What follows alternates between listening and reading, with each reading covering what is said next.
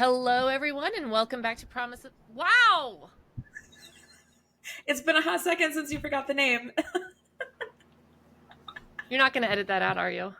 No. Happy Thursday. Welcome back to Pro Life Without Borders with Sarah and Mikayla. It's been a long week today. It has been. It has been a long week today. Chat has been wildin'. Actually, it was yesterday too. Yeah, it was crazy yesterday. Today was definitely a different kind of crazy, but still very crazy. We also 100% traumatized one of our newer staff members yesterday. Yeah, I don't really feel bad about it. Well, you don't feel bad because he complained about your usage of Bowen bucks. So you could like run him over with your car and you wouldn't feel bad about it. I earned those Bowen bucks fair and square, and he earned his Bowen bucks fair and square. It's not his fault. I don't know what else to It's not your tell him. fault that he got less than you. It's not. I think that getting stabbed by your coworkers 5 times is different than you were not there was no stabbing. It was a needle. You were poked. It was stabbed. And he did fix the entire coin machine. So take this up with the person who assigned both of us Bowen bucks. It was the same person. Same staff member who assigned. Susie assigned him because Mary Jo's out of town. Oh, well, that explains that. He can take it up with Mary Jo. She can be the official distributor of Bowen bucks because I've not invested enough, even though they are named after me, to care about how they're distributed. I wasn't too invested until someone called in to question the ones that I have. then all of a sudden your investment just like skyrocketed. Yeah. So it's been a week around here. Mm-hmm. Yeah, I hope your week is going. I mean, I feel like I love this job so much that the craziness doesn't make me love it less, though. Yeah, well, that's the thing is I was like, I actually kind of love it when I think I like the chaos.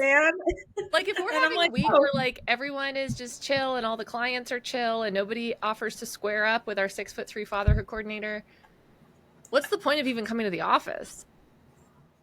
It's good for office morale to fight your coworkers. If you're not going to have Fight Club in the boardroom, you may as well work from home. Might as well. So, but we're out here. So we are trying a new format. This is called We Have a Really Busy Afternoon, and Sarah and Mikayla are too busy to set up the podcast area. That's honestly what it comes down to. Like, I'm looking at the clock and I'm like, all right, we got to get the show on the road because we've got to report somewhere else in 45 minutes. Right. We have that. And then after that, we're going to try to get another one recorded because you're going to be out of town a bunch in August. Yes. So yes. I have opted to simply not reside in the state of Pennsylvania for the month of August. And 100% you're going to regret that. But we also need to get the podcast already done. Do. You're like, can we fast forward to September, please? That would be ideal. I've got to be one of the few people who are like, oh, cool, I have PTO. And I'm like, oh. Yeah. No, but it just goes to show how much I love my job. When I'm like, oh, man, like I'm going to be out of the office like a lot. And I'm like, oh. Sometimes I want to like take PTO but come to the office but not work. Yeah, like I just want to hang out here. Just hang out. Like be on my couch, maybe do some knitting. Socialize. Just vibe. You need a little couch in your office. Yeah, I do. I have a little couch at home that I keep intending on moving to my office, and I simply haven't. Get your homie to do it.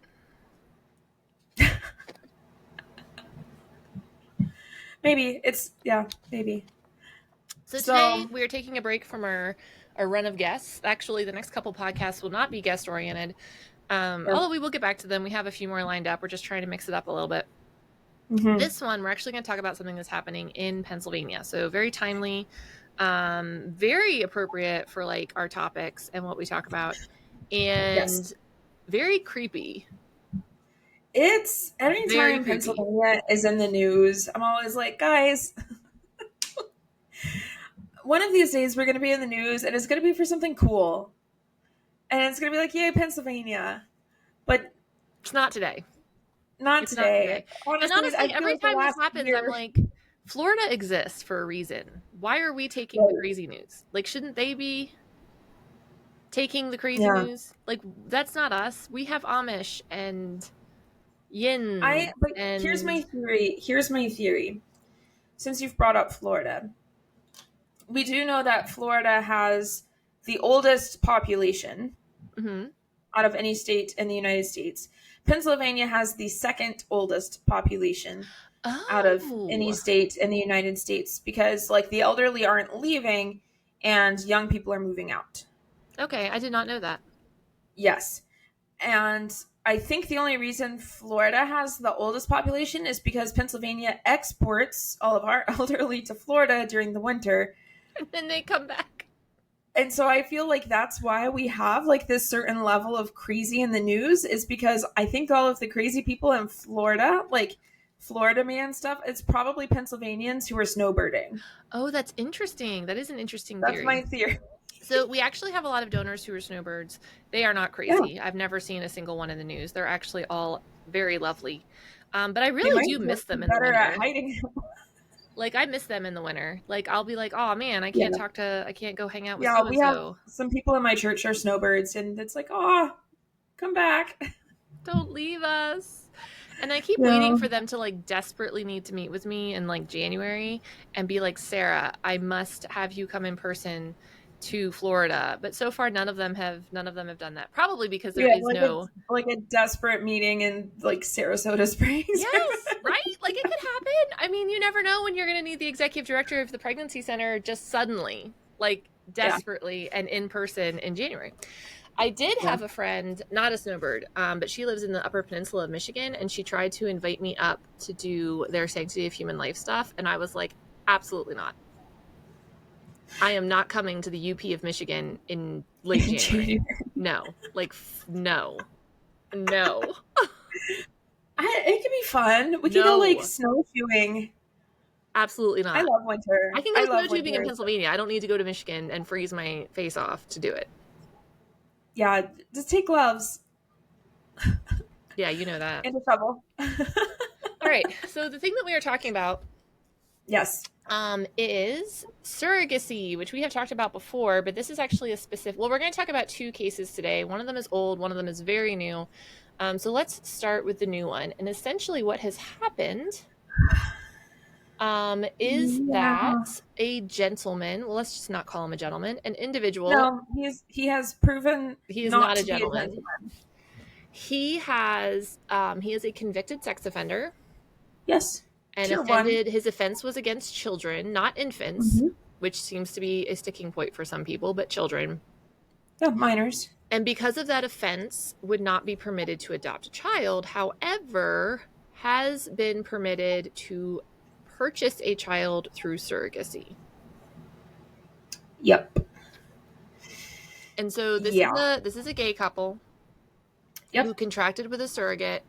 I don't know which or if either of the halves of the couple were the biological father. I don't know if there's any information on that.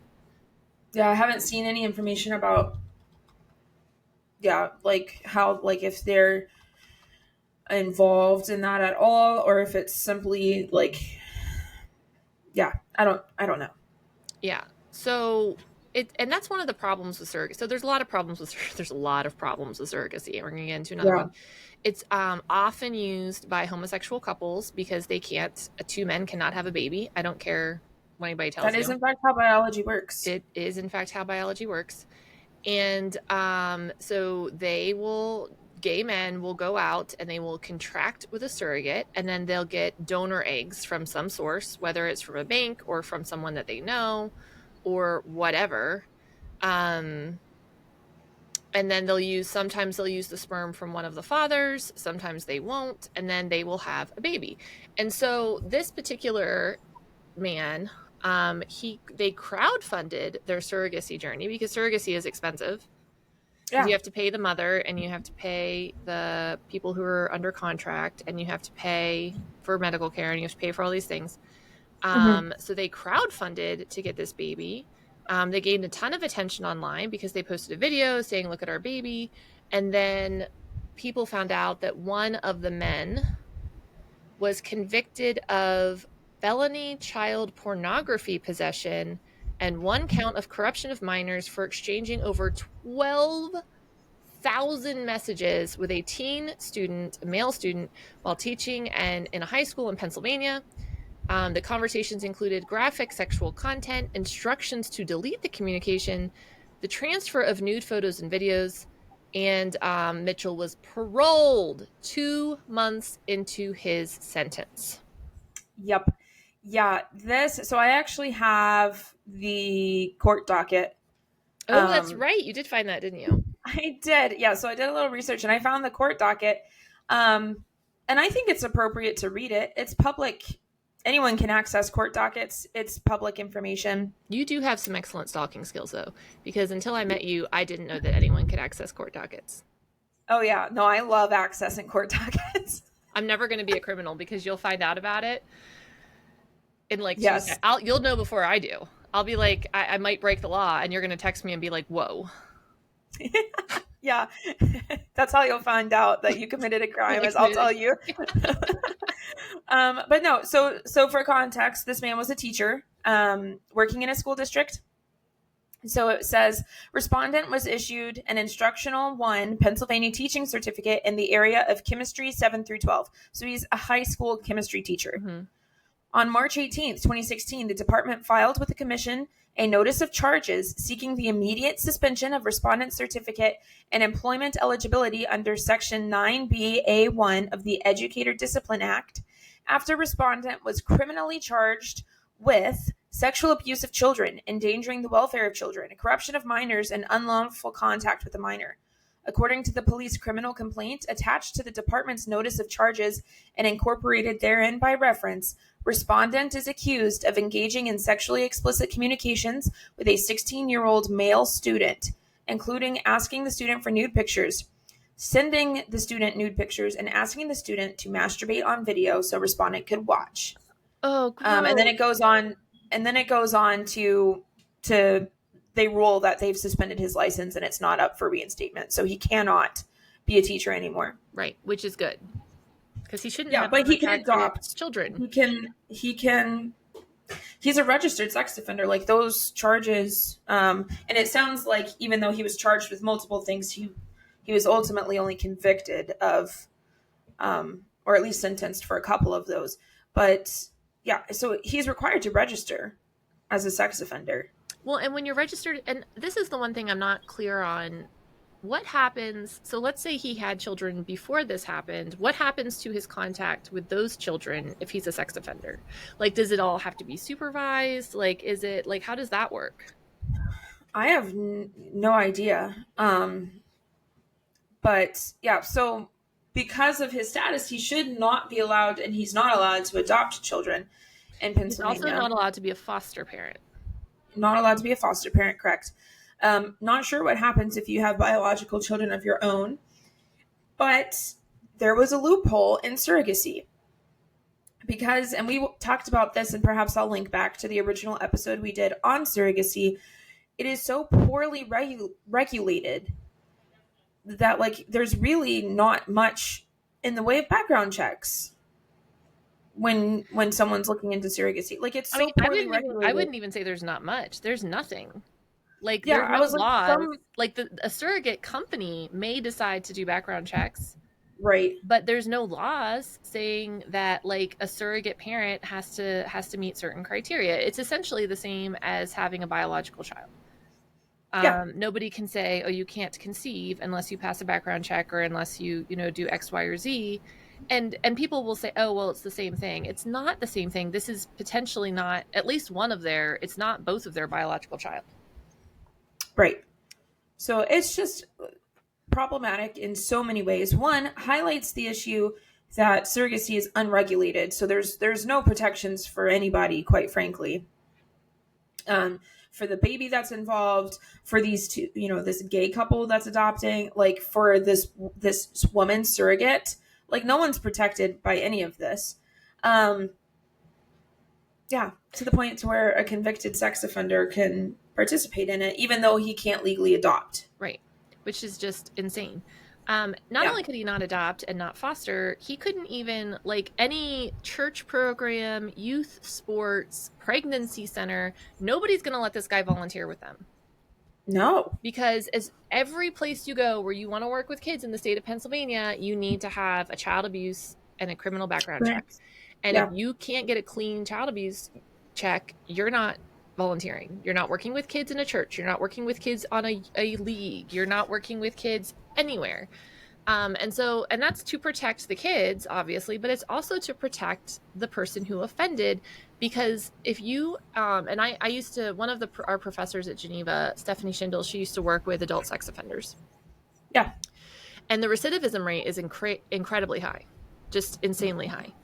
And that would mean that their rate of reoffending is extremely high once they've been released from prison. And it doesn't help them to put temptation right in front of them. Yeah. And now this guy is living with a baby.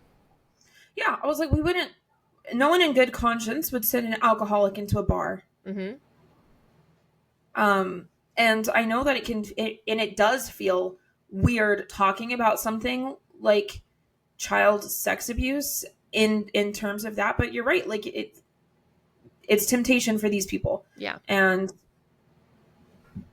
it's not the only thing that's happened recently. So we're going to talk about something that happened a couple years ago because I think it's really relevant to this case. But recently, authorities removed 21 children, most of them infants and toddlers, from a home of a couple accused of child neglect and child endangerment. All the birth certificates listed the purchaser in the surrogacy agreement as the mother. Authorities became aware of the couple after one of the infants was taken to a hospital with a traumatic head injury. Reports indicate the children were born via paid surrogates, and there are currently pregnant women under agreement to give more children to this couple. 21 children. Infants and toddlers. I love babies. 21 is a lot. 21 is a lot. That's a lot of money. Yeah. I mean, we know how expensive surrogacy is because I get ads for it every other day. Yes. Because your uterus is still prime. I'm getting Botox ads. That's what I'm getting because I'm old now. Yeah. No, my uterus is still in its prime. And so for a couple more years, I get to boast about like, I'm prime surrogacy material. What a boast. And then I'll start getting Botox ads. And so it just makes you think. Because there's so much money that goes into surrogacy to have 21 children. Like, why do you need 21 children? Well, where did they get the money? Why do they need 21 children? Which makes me wonder what they're doing with these 21 children. Right. And then obviously these two adults cannot take care of 21 children. No. Not infants and toddlers. I can hardly take care of myself in this economy. Like, I don't understand. Well, and the thing is, like, daycares have laws and rules about how many adults have to be in ratio. Yeah. And it's definitely not 2 to 21. No. And no, I used to work in daycare. It's like 1 to 3 or something like that. 1 to 3 for infants. Might be 1 to 4, but I think it's 1 to 3. But to say like that these parents have essentially purchased 21 children and more on the way, and all of these kids are siblings, I believe. So what does that do to them growing up? Like growing up with 20 siblings that are all basically the same age as you? This is weird. Yeah. Like I said, I love babies, but that's just, there's something not right. Like I said, and then obviously these women, these children are not being well cared for is the big thing, right? So it's not only like, it's weird for people to have 21 children via surrogate, but they're not even being cared for well. Right. Well, because you can't. I don't care who you are. So every once in a while you'll hear of usually it's Christians running an orphanage, and they've got like an obscene amount of kids, and it's really hard to take care of them. They're usually all different ages, and it's usually like a really bad situation. Like they're in a country where kids are being like trafficked and abused and neglected left and right, and these Christians are just wearing themselves out to take care of these kids. This is totally different. This is not like, oh, these 21 kids are in mortal danger, and if nobody takes care of them, they're going to die. They're going to starve. They're going to be exploited. No, this is like, we just want 21 kids for who knows what. Yeah, so the article on that one says the kids are ranging in ages from 2 months old to 13 years old. Many of the children were birthed through surrogacy, and the male and female at the residence took legal guardianship of the kids. 6 other children had been moved to other homes. All 21 of the kids were confirmed to be the children of a 65-year-old and 38-year-old who are being arrested for felony child endangerment. The story just keeps getting weirder. The discipline, both verbal and physical, was severe to the point where it supported the belief that child abuse was occurring inside the home. All 21 children are now in custody of the Department of Children and Family Services. Where did all these children come from? The children are the product of a surrogacy operation owned by the two in the case. No charges have been filed yet, at least according to this one. And one of the surrogate mothers who was hired was told that they could not conceive and they only had one other child. And she's actually trying to get custody of the child that she carried. And so that shows you there's a bond there between the surrogate and the child. Yeah. Like if she's trying to get custody of him or her. Well, and it sounds like she was like thinking that you're doing this, you're being told you're doing this great thing, right? For a couple that can't have children and they want to have children and you can give them this gift. That's what the surrogacy companies are selling these women. And then to find out that they're in a horrible situation and that more children are incoming. And then they said, this smells of child trafficking. What are the intentions of having that many children at home through assisted reproductive technologies? Yeah, that's what I was like. And we know how expensive it is to participate in surrogacy. So it just makes you wonder, like, what are they doing with these children? Yeah. That is earning enough money to pay for more. Yes. It's sick. So those two things have happened recently. The one outcome of this case, and I don't know what's going to happen with this man who has custody of this baby. Like, I don't know if they can do anything or not at this point. I don't understand how the law works in relationship to that. I'm sure people are looking into it. Yeah.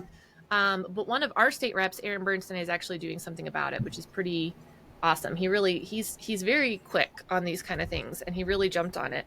I was actually texting back and forth with him today.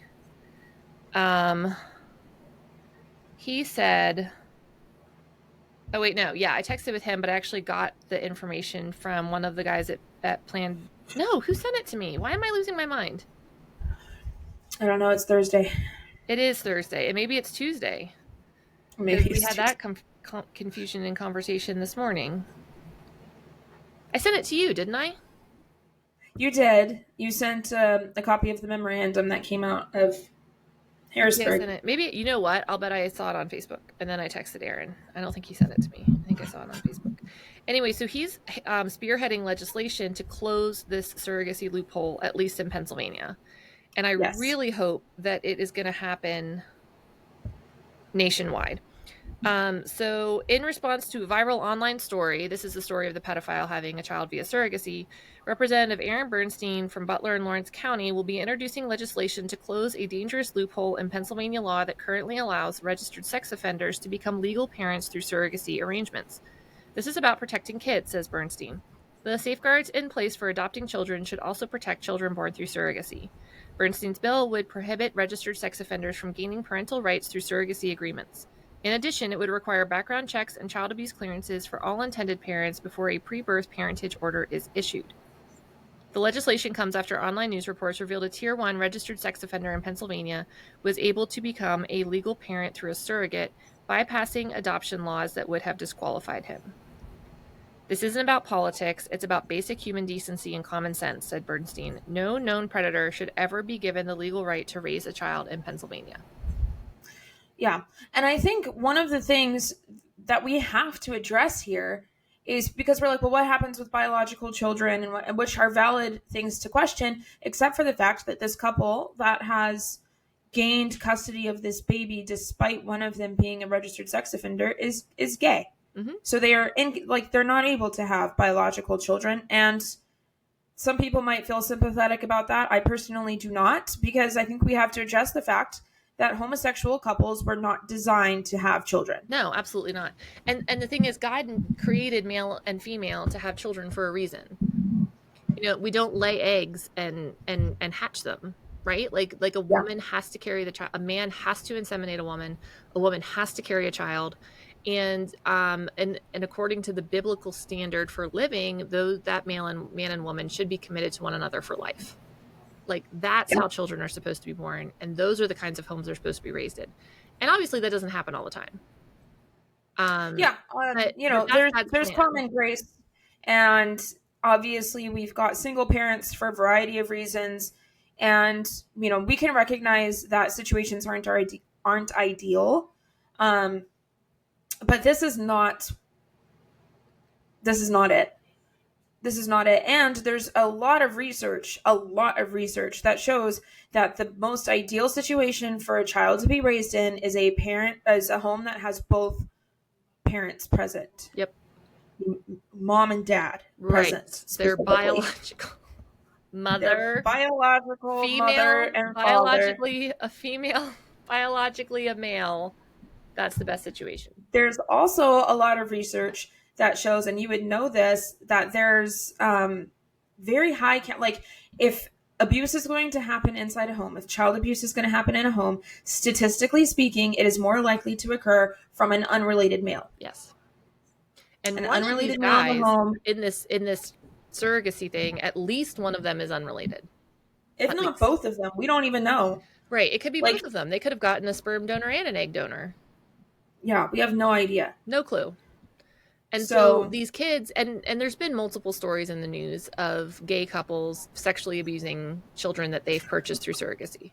Well, and I was going to say, too, is that it's also research that people don't want to talk about, that there are higher rates of pedophilia and sexual abuse amongst the homosexual community. Mm-hmm. That's just how it is. And usually it's men. And yes, I was like, it's usually men. And I don't know why people are surprised that one form of sexual perversion indicates a different form of sexual perversion.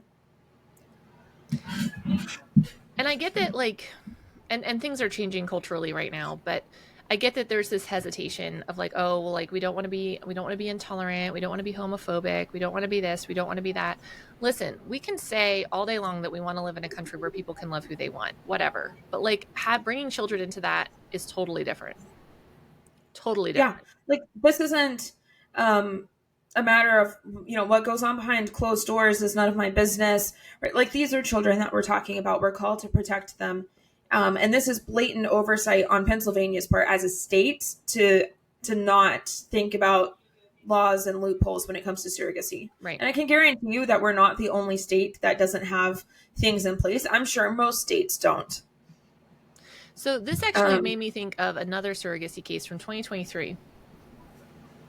And so we're going to talk about that one too. Now, like I said, this is old. This is not new. But it's worth bringing up again. And so here we have another gay couple who contracted with a woman to provide surrogacy services for them so that they could have a child. All right. So Brittany is 37 years old. And when she was 20-something weeks pregnant, she was diagnosed with breast cancer. Okay. And Brittany did what any mother would do. Most mothers, I should say, would do. She said, I want to give the baby the best possible chance. I'm going to carry to 24 weeks and then deliver, which is considered like viability. And a baby born at 24 weeks, there's risks, there's dangers, there's issues, there's a lot of work that has to be done to bring them to term, essentially. But their chances are extremely good. Yeah. I mean, one of my healthy twin that was born at 24 weeks, to look at him, you wouldn't know that he was a micropreemie at this point. And we don't expect him to have any long-term issues related to being born at 24 weeks. So the gay couple asked her to have an abortion. And they said, they're like, we want the baby terminated, which to me was wild because they spent so much money and time and so many people involved to get them a baby. For them to just pull the plug and say, we're done. According to Pearson, the men contended the baby might face health challenges if born prematurely. She added they expressed reluctance towards her or any adoptive couple raising the DNA as they were concerned about their DNA being out there. So she offered to raise the baby, and they said no.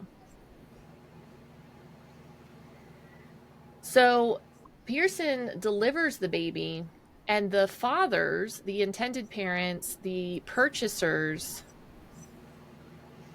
refused to allow for care for him. And so Pearson found a hospital to induce birth because she had to start chemotherapy. The child was born on Father's Day and died soon after. The gay couple never saw the baby and insisted the child be cremated. So this mother, because that's what she is, I don't know that it was her egg or not. It doesn't matter. She carried this baby for 24 weeks. She loved this baby. She was willing to adopt this baby. She held the baby and loved him until the baby died, but there was nothing she could do. Yeah. And you can't tell me that this would have happened in a typical heterosexual relationship where the father loves the mother and the mother loves the father and they make a baby together. I mean, this couple didn't even bother coming to the hospital to see this child. It wasn't going to work out the way they wanted, and so they utilized the law in California that allows you to decline care for a 24-week fetus that's been born, right? So we're talking baby. And they said, we don't want to do it.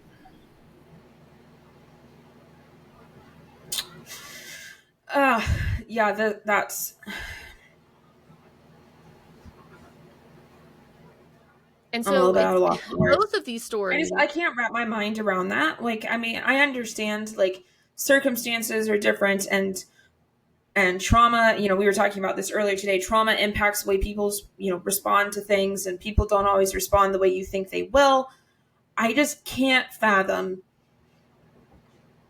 leaving a 24-week baby in a hospital, like, effectively by itself, if it hadn't been for its mother. Right. Well, and to be that mother and to be totally helpless. Yeah. And to be holding your baby and know that you're in a hospital that could save this baby and there's nothing anyone is doing. I can't even imagine how the nurses felt.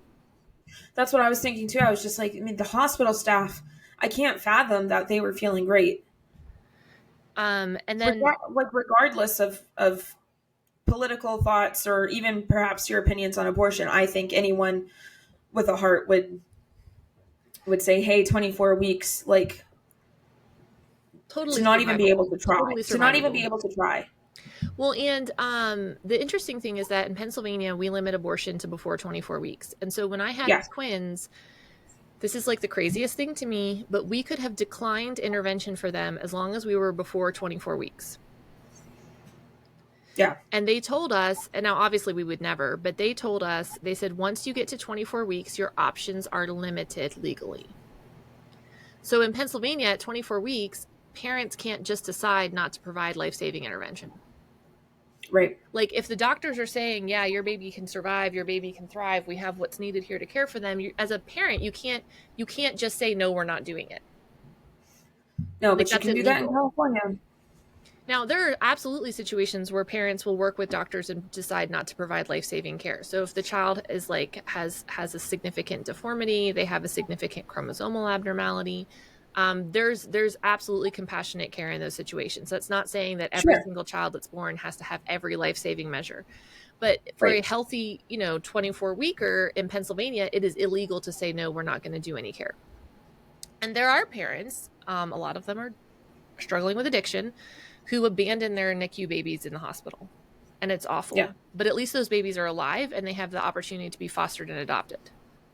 Yeah. But for California, like legislatively to stand by and allow this to happen, it's obscene. And it makes me wonder how often it's happening, not just with this baby, but with other NICU babies or other special needs babies.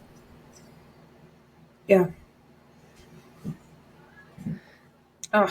And what it really comes down to is a child's best advocate is their biological mother. Yeah. And close second is their biological father. And when you pull those people out of the equation, things can get really ugly really fast. Well, that's the thing is, like this woman obviously was not planning on parenting that baby. She was planning on giving it up in surrogacy. I'm sure she was contracted to do so, but she was willing to raise it. And not only that, but it sounds like she intentionally delayed treatment so that this baby could have a chance. Yeah, she risked her own life to give life to this baby that probably wasn't biologically related to her. Right.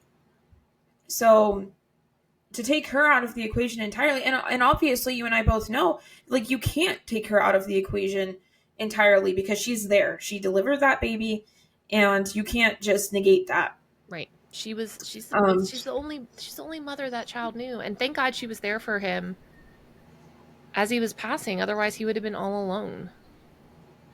Yeah, his dads Didn't even bother showing up at the hospital. On Father's Day, some fathers. Yeah. And they probably went right out and contracted with another surrogate. Oh, I'm sure. Because surrogacy makes pregnancy transactional. Yes. And pregnancy was never intended to be transactional. Well, and when you buy something, you want the best value for your money. Right. And so now you don't want to go to the department store and buy a pair of shoes and then find out that the shoes are damaged. You take them back and you get another pair of shoes. Well, babies aren't shoes. Yeah. That's why I was like, we're putting price tags on people. And, it's not. No. That's just not how things were created. No. Pregnancy shouldn't be transactional. It's a natural consequence of what's supposed to be a loving union between man and wife. And when we pervert it the way that we've perverted it, whether it's sex outside of marriage, sex between two men, however, like whatever else, crazy nonsense we've come up with as society, there are awful consequences. And the case of that you talked about, the 24-week baby is one of them. I pray that this baby that's in custody of a tier 1 registered sex offender is not one of them. But, yeah, we've got to step up and do something. And I'm glad that Representative Bernstein's introducing legislation to hopefully stop future cases from happening. But I don't even know. I guess my question, and maybe I have to ask him this. I'll text him, Aaron. Is there a way to go back and see if there's any other sex offenders that have contracted with surrogates? Right. And I'm like, what do you do? Like, even if this law goes into place, I can't fathom that it's going to retroactively apply to all these other cases if there's more, which I'm sure there are. Yeah, I'm sure there are. I'm going to text him right now. We'll see if he answers in the next couple minutes. That would be awesome. Live texting on the podcast. We're live texting Aaron, Representative Bernstein. I just wonder, what happens, even if they do get legislation passed, which, because we're in Pennsylvania, I could be hopeful that anyone would recognize that this shouldn't have happened. I don't know how legislation like that would be taken in Harrisburg, but one could hope that both parties, all three parties, however you want to look at it, can recognize that this shouldn't have been allowed.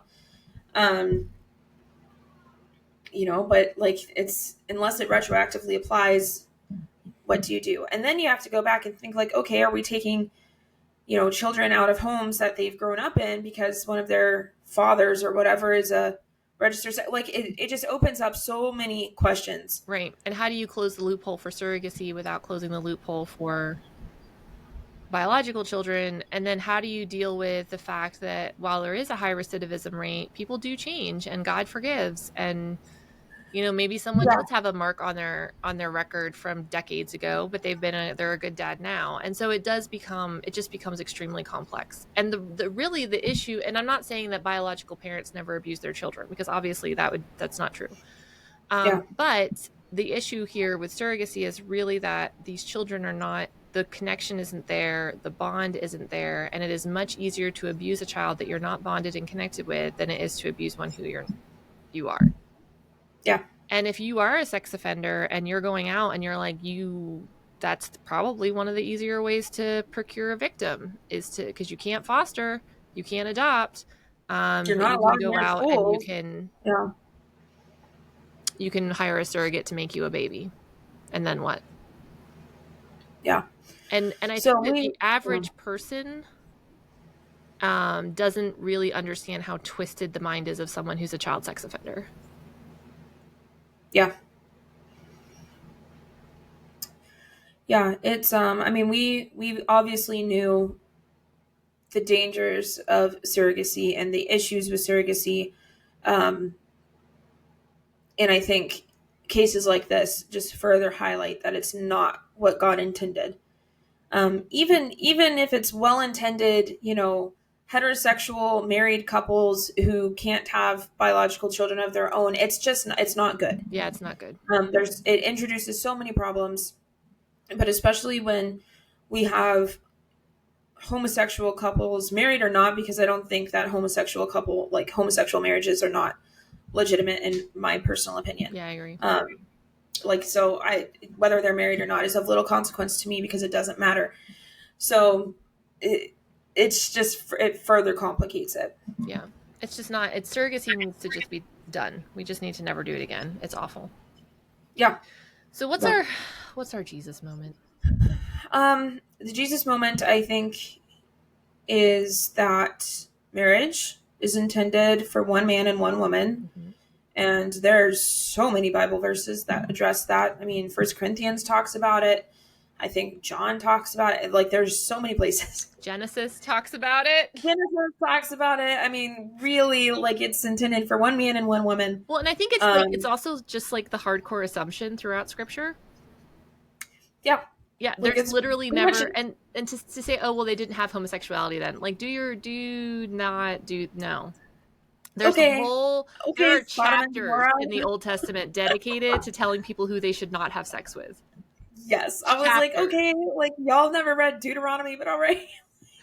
Not to mention that homosexuality was incredibly common in the early church, in the time of the early church, I should say, in both Greek and Roman populations. Yes. It was rampant. Pedophilia was rampant. Yes, it was rampant. So there's nothing new under the sun.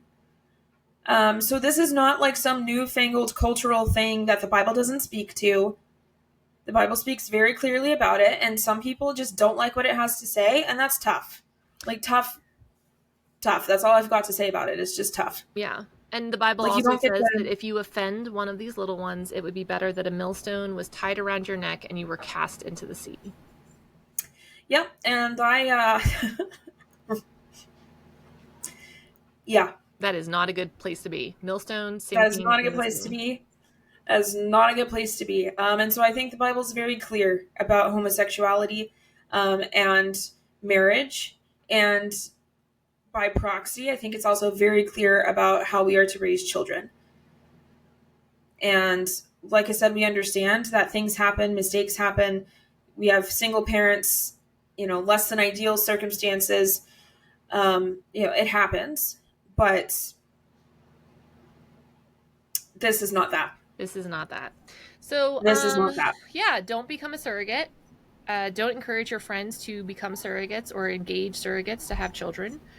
And make sure that you call, if you're in Pennsylvania, call your representative, and regardless of what side of the aisle they're on, and encourage them to sign on to this legislation, because it is 100% common sense legislation to make sure that pedophiles can't contract with surrogacy agencies and purchase children for themselves.